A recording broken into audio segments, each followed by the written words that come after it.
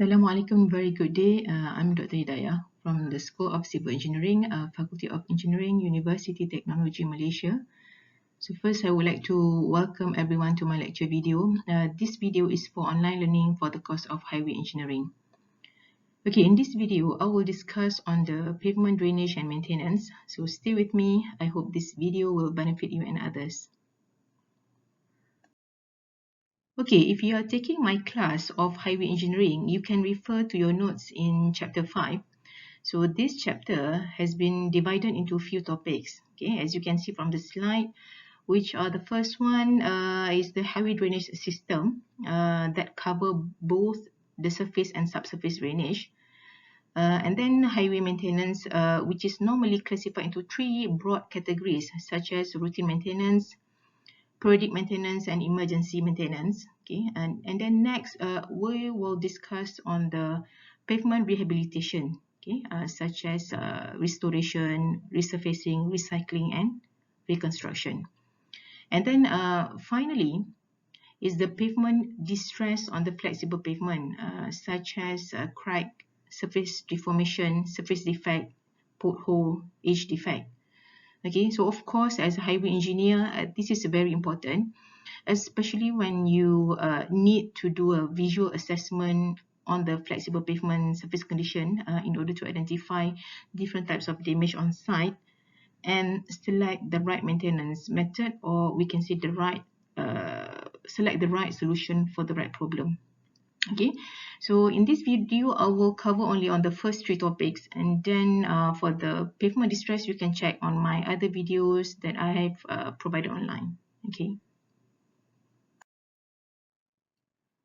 Drainage is one of the important aspects when we design the road. Okay, the serviceability of the road is actually highly depends on the adequacy of the drainage system provided.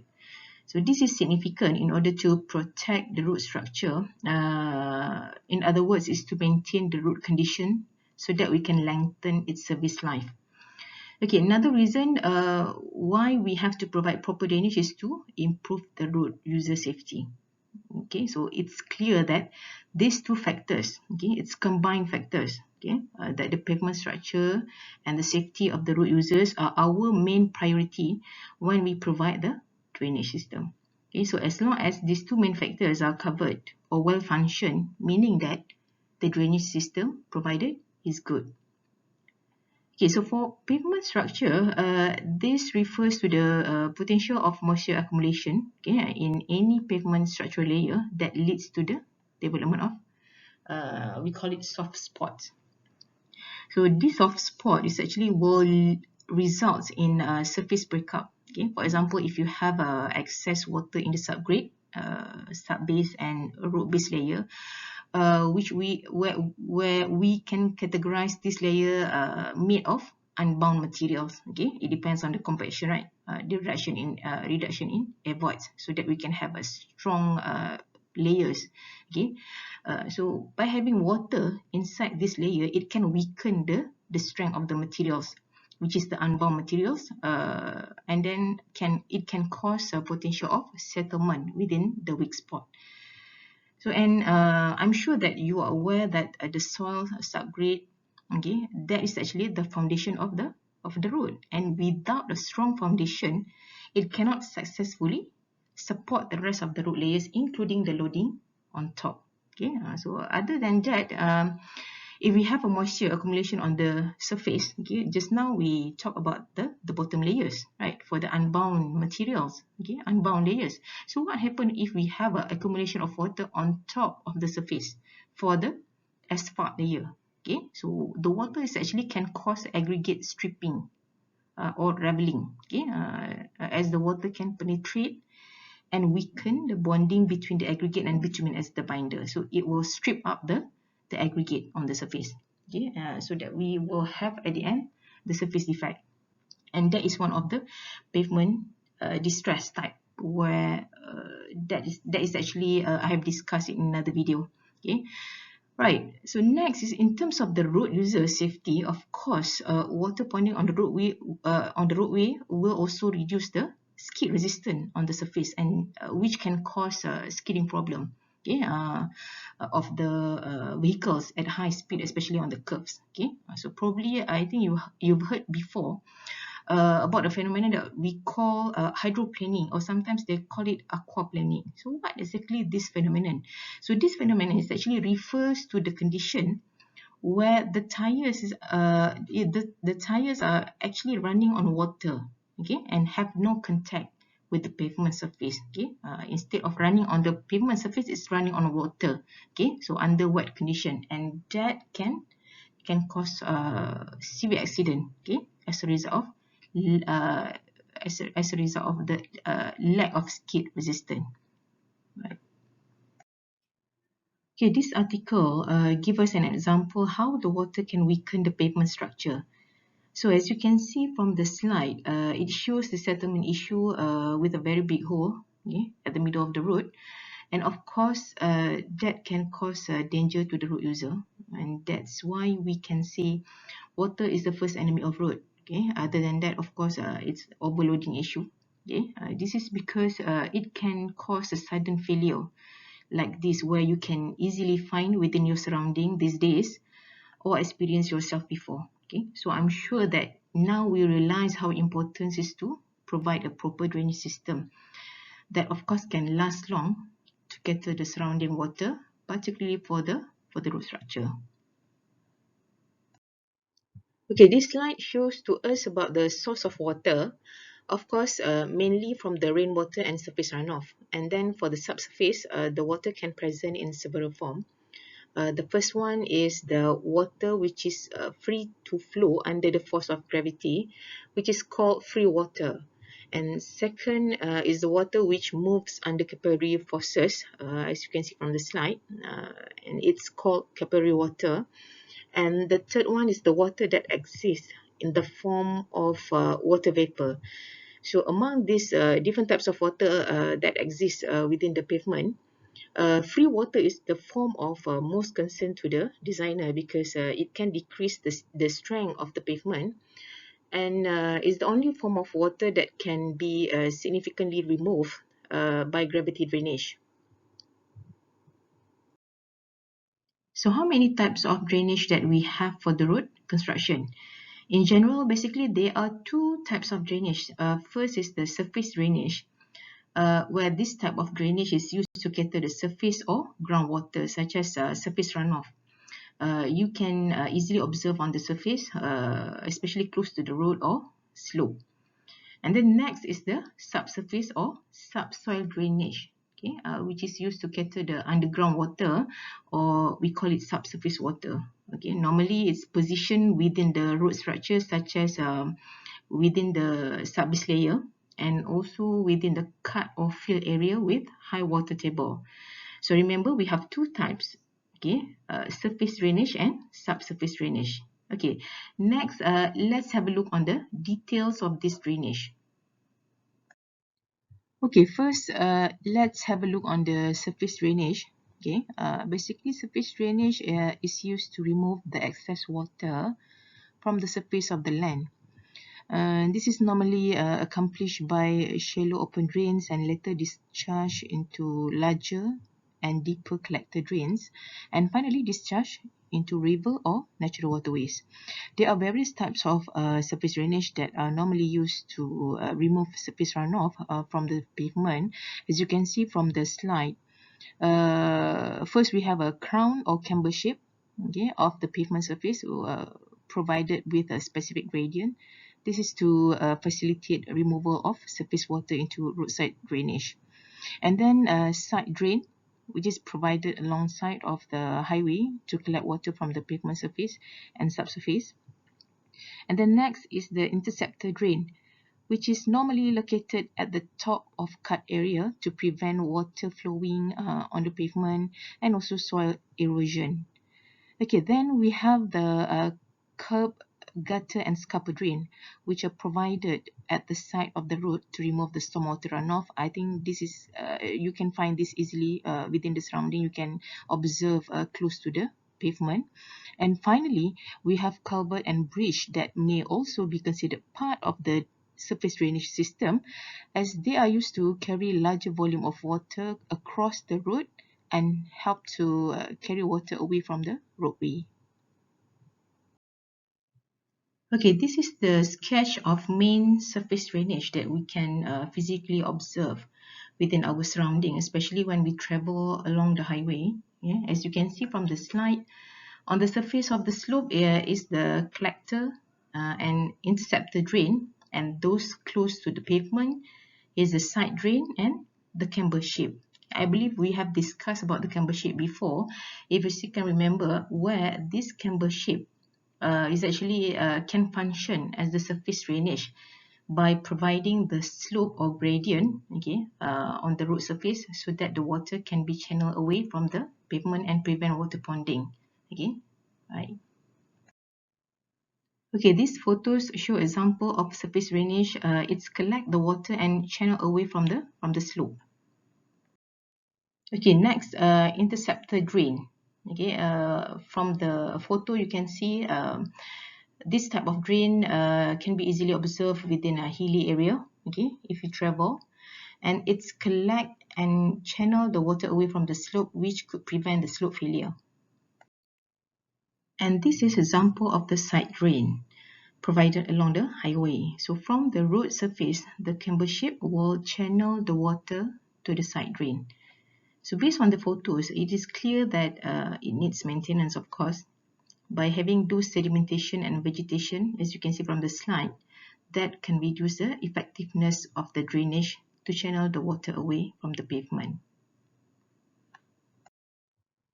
Okay, these are curb and gutters which are used to collect surface runoff from a paved street, and then from parking lots or other impervious surfaces, and then they will convey the water into a storm drain system, or sometimes send for appropriate treatments or infiltration system. Okay, this is curb and scupper.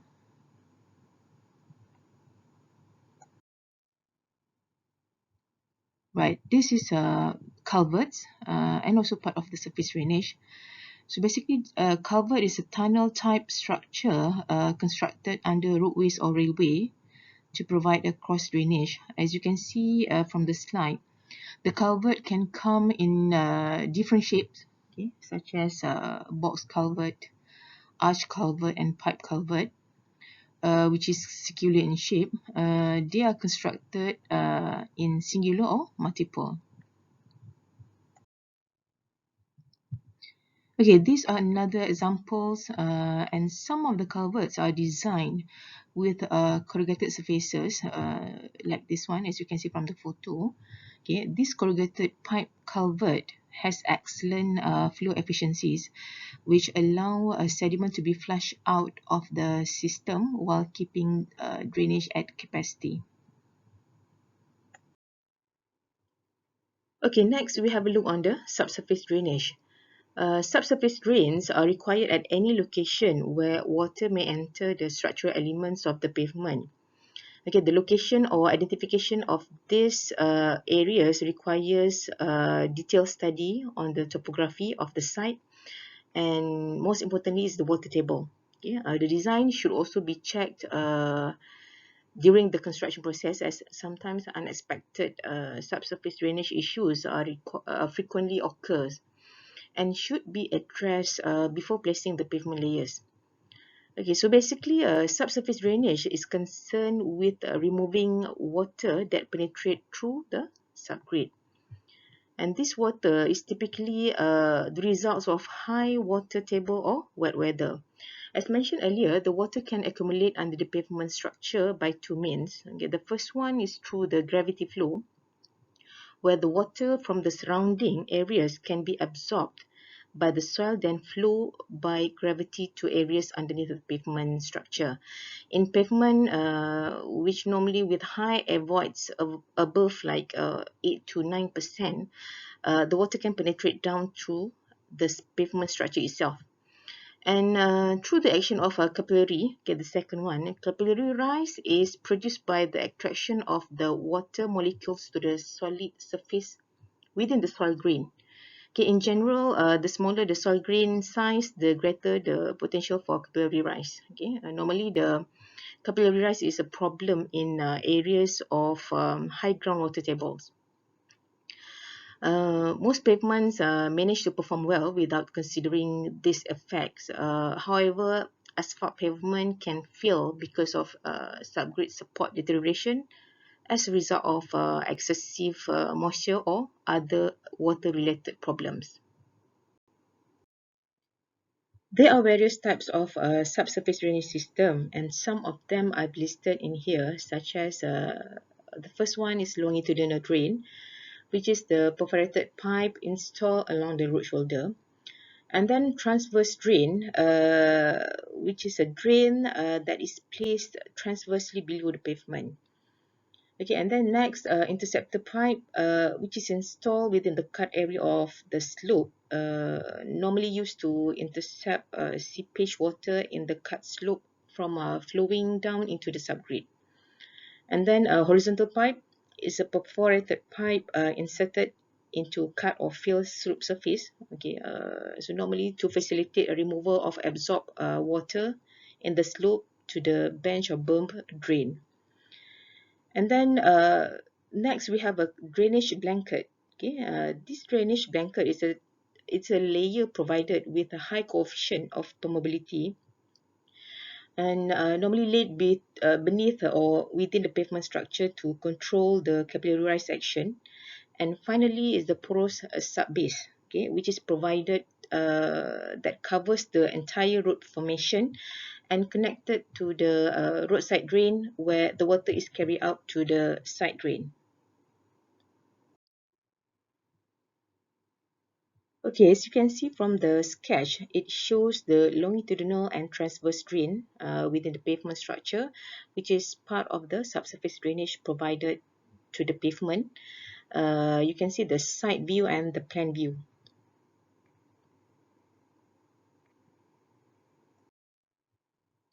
Here also you can compare the side view and plan view of the longitudinal and transverse drain installed within the road section. Here are some photos of the longitudinal drain installed within the pavement.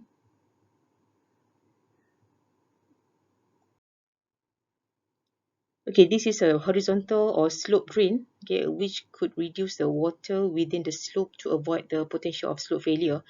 I believe we can easily observe when we travel along the highway. This sketch shows the position of the drainage blanket within the pavement structure.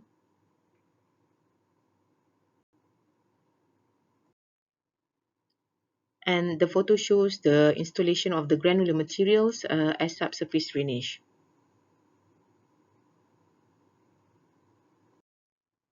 Alright, next we go to the topic of pavement maintenance.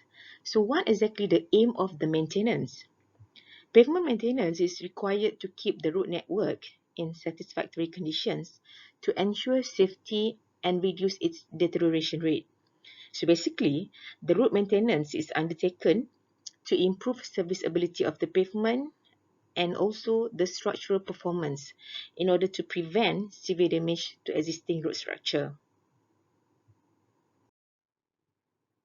So if we talk about the road maintenance, they are classified into three types, which are routine maintenance, periodic, and emergency. Routine maintenance is based on routine, or we can say daily inspection of the pavement condition, cut and fill slope, drainage, bridges, and other structures and facilities to monitor any defects such as grass cutting, cleaning works, landscaping, and patching works. And then we have a periodic maintenance. This type of maintenance refers to detailed inspection performed at certain time intervals, such as yearly or once in a few years, depending on type and kind of facilities. It includes checking and testing the conditions of various structures and facilities, including the use of skilled manpower, and also involve the use of specific, or we can say specialized equipment. So defects and damage later will be reported and maintenance plans covering several years will be developed. For example, to improve the root marking, reshape shoulder, and minor resurfacing works. Okay, finally is the emergency maintenance. This type of maintenance consists of works involved to restore road and road-related facilities to their normal operating conditions after they are damaged by road accidents or natural causes or beyond control. It is impossible to foresee the frequency, but then such maintenance requires immediate action, such to improve the condition of the existing structure against a landslide, flood, or structure collapse. These photos show the conventional patching activity, which involves a few steps, starting from the cutting of the existing pavement surface or defect surface to the installation of the hot mix asphalt to replace the defect area. And then here is the landscaping works, installation of the signage and guardrails. Next is the maintenance of the road shoulder. As you can see from the slide, it's unpaved shoulder. And here is the bridge maintenance, such as the drop off when approaching the bridge and also the concrete cover maintenance.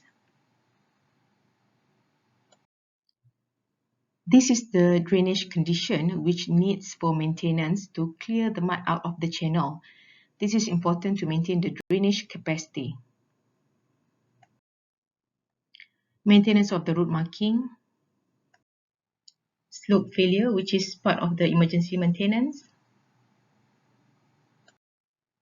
Maintenance activities to improve the slope condition, including the improvement of the retaining wall. Maintenance of the culverts.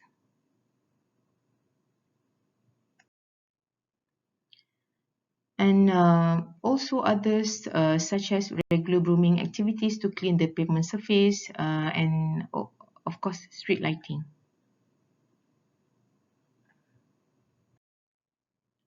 Okay, next we have a look on the pavement rehabilitation. The combined effects of traffic loading and environment will cause every pavement, no matter how good is the design, how good is the construction process, the pavement condition will degrade over time. Maintenance and rehabilitation are what we use to reset the pavement condition, like what we have discussed earlier. The maintenance action will help to reduce the rate of deterioration by identifying the specific pavement defects. So what about rehabilitation? Basically, it refers to the repairing works of the existing pavement to reset the deterioration process, especially when the maintenance works are no longer enough to improve the structure, and also major drop is identified in the pavement serviceability. There are various methods of rehabilitation, starting from the simplest and cheapest method, which is the restoration works, followed by resurfacing, and then recycling, and finally the most expensive and not always preferred, unless critical, is the reconstruction. Okay, let's discuss on each of these methods. First, let's discuss on restoration. So this is actually a smallest scope of rehabilitation work which is undertaken to restore the surface condition to an acceptable level. And it's best applied to pavement with surface distress limited to the surfacing. And this technique include rejuvenating, crack sealing, patching, and thin bituminous overlay. So first is the rejuvenating, which is involve spraying a thin layer of bitumen or polymer modified bitumen onto the aged bituminous surface. As you know that bitumen surface will age after some times or become hard in service, okay, due to the oxidation process. So this rejuvenator will penetrate the hardened surface and increase the flexibility of the pavement. And then the crack sealing. So this is actually a cheap restoration alternative which is used to seal the cracks to reduce water penetration into the pavement. The selection of the crack sealant depends on the crack size. Some of the sealant used are fine sand or bituminous slurry. Okay, next we have a cutting and patching. Okay, cutting and patching is the replacement of a damaged asphalt surface with a new asphalt mixture, placed and compacted to the same level with the existing road surface. Two types of commonly used patching materials are hot mix and cold mix asphalt. And then it's thin bituminous overlay, okay, and this method also known as a non-structural overlay, which is used to improve the surface riding quality and also extend the pavement service life. The commonly used methods are surface dressing and thin hot mix overlay. So surface dressing is an application of bitumen followed by a single or multiple cover of chipping, while for the thin hot mix overlay is a hot asphalt mix of less than 40 millimeter thickness, which thinner than the normal wearing course layer. Okay, let's see some photos of these works. This photo shows the tanker with nozzles at the back of the tanker used for rejuvenating works to improve the quality of the pavement surface. It's clear that the surface is sprayed with bitumen. Then this is the crack sealing activity, which is done for the transverse and longitudinal cracks. Road patching activities using the hot mix asphalt. And patching activity using the cold mix asphalt, where, as you can see, no need for the cutting step.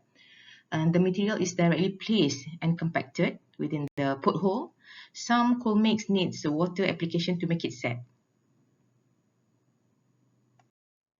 The photos show the activity for placing the thin overlay, or sometimes the size may reduce to ultra thin overlay, which is of course smaller than the thickness of the wearing course. And again, it's not for structural improvement. It used to cover the surface defects such as the stone polishing or stripping and raveling issues. So by having this new surface applied on top of the pavement, it will improve the skid resistance and riding quality. Okay, next is the resurfacing, or we can say thick overlay. This is actually the most popular rehabilitation method in Malaysia for pavement with severe structural damage. It involves the placement of fresh materials on existing surfaces, basically to increase the structural strength and improve the riding quality, of course. Okay, in order to achieve the desired design life, it is necessary to carry out a proper overlay thickness design. So there are two methods of asphalt resurfacing. It's either with or without the placement of granular layers, or we can say the unbound material. So the one with the granular material normally involve the construction of a crushed aggregate layer, okay, first, okay, on the existing pavement before laying the asphalt layer. And then the one without granular overlay, which is the normal one practiced in Malaysia, it requires a pre-treatment such as crack sealing, cut and patch, and sometimes the use of geosynthetic material at certain localized field areas in the case of severe damage. This is example of resurfacing works. As you can see from the photos, the final level of the overlay is slightly higher compared to the existing road surface, but that doesn't really affect much the riding quality.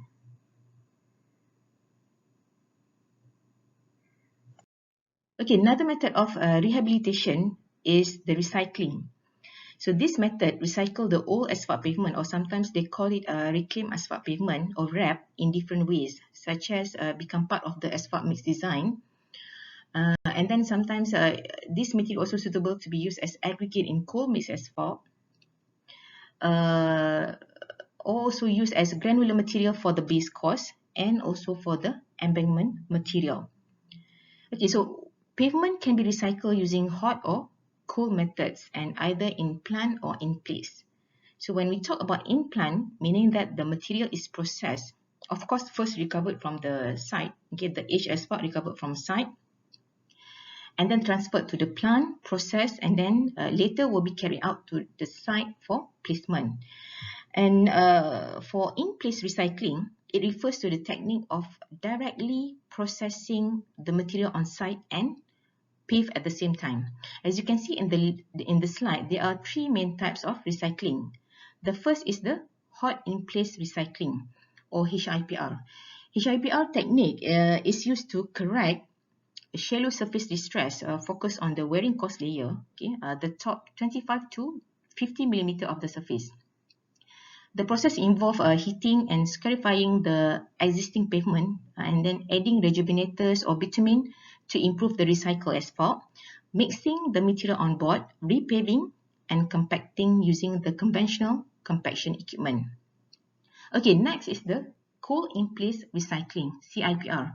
So CIPR is carried out using specialized equipment to mill around 200 and it can be up to the maximum of 500 millimeter, and pulverize the material, okay, to a predetermined depth, and then add the binding agents such as the emulsion bitumen, foam bitumen, or cement.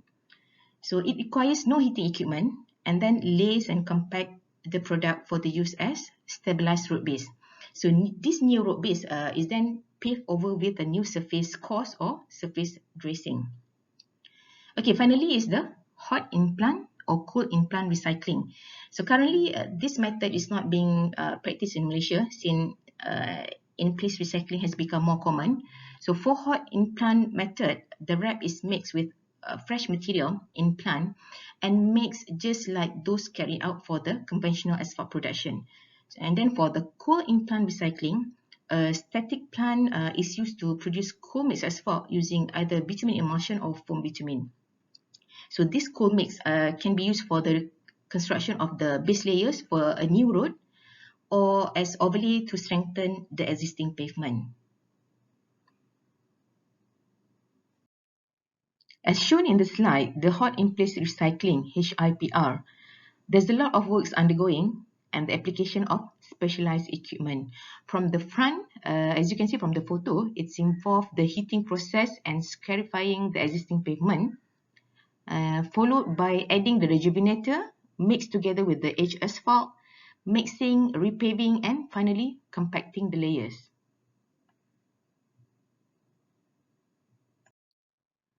Okay, this is for the CIPR, which also involves specialized equipment starting from the front. The road is milled and pulverized and then mixed with the binding agent. And finally, they will lace the material and compact as the road base.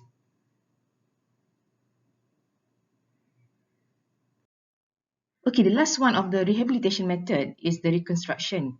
This involves the removal and rebuilding of all or just part of the pavement using new material and construction specification. Reconstruction can be categorized into two types. It's either full or partial reconstruction.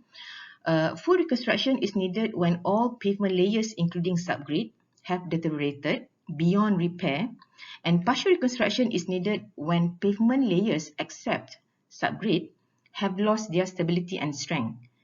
So if the failure of the root base is too expensive, recycling of the surfacing and part of the root base is usually carried out. And the surface and root base of pulverized and then additional aggregate or stabilizers will be added and laid as a new root base. In some cases, the failure may be due to insufficient subsurface drainage, and if this is the case, additional or reconstruction of subsurface drainage may be required. So there's a lot of things need to be considered before choosing this method, and of course, a lot of on-site testing and forensic investigation should be conducted from top to the bottom of the root structures.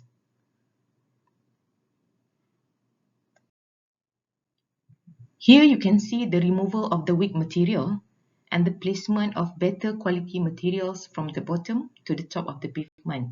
And that is why this method is a bit costly. It's like constructing a new road. And sometimes the reconstruction works do need a proper treatment of the subsoil, especially in dealing with subsurface water. This is very important to strengthen the unbound layer and provide a good foundation to the root structure.